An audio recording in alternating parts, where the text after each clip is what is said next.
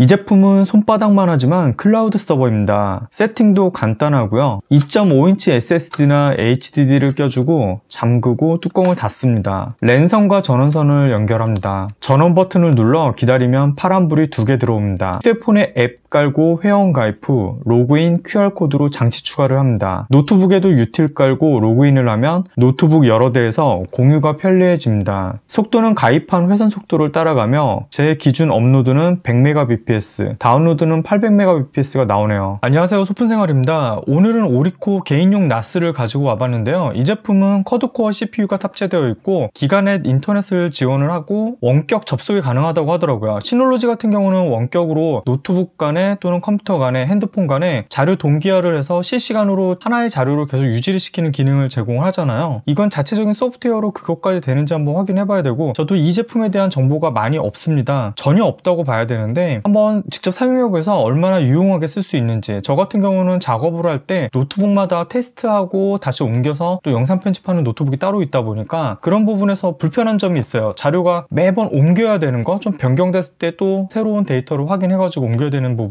이런 개인용 나스를 이용을 하게 되면 좀 그 부분이 간소화될 것 같습니다. 또는 외부에서 동영상을 보거나 뭐 사진 같은 거 백업을 할 때도 도움이 되겠죠. 한번 뜯어 볼게요.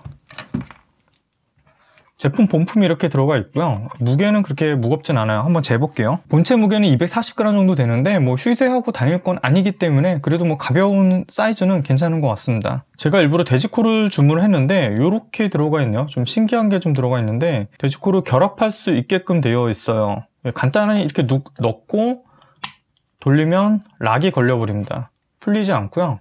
여기를 보면 눌러서 풀 수 있게끔 되어 있고요. 이렇게. 제가 돼지코를 산 이유가요, 구독자님 말씀이 맞더라고요. 레노버 리전 5 전용 130W PD 충전기인데 여기다 요거 썩 다니까 굉장히 견고하게 잘 고정이 되더라고요. 거기다가 제가 이 접착면에다가 양면 테이프 좀 강한 걸 좀 해놨거든요.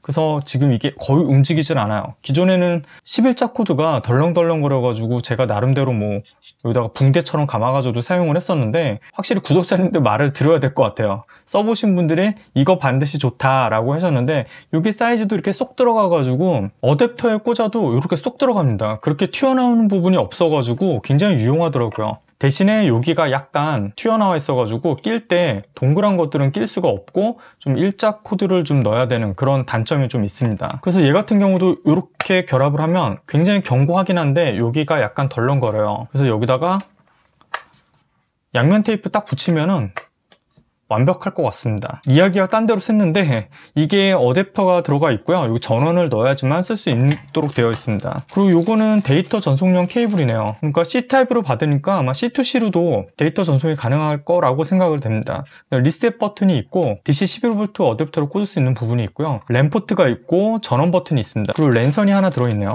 어댑터, 본체, 랜선, 케이블이 들어있습니다. 요거 어떻게 여는지 좀 뭐야, 이거 자석인 것 같은데요? 예, 이렇게 딱 붙네요. 자석으로 붙어 있고 굉장히 열기 쉽게 되어 있어요. 보니까 이게 2.5인치 SSD나 HDD가 들어간다고 하는데 딱 그렇게 되어 있고 열을 좀 발산할 수 있게끔 되어 있는 것 같고요. 이게 뭐지? 이게 SSD가 튀어나오지 않게 고정시키는 부분이에요. 한번 결합을 해볼게요.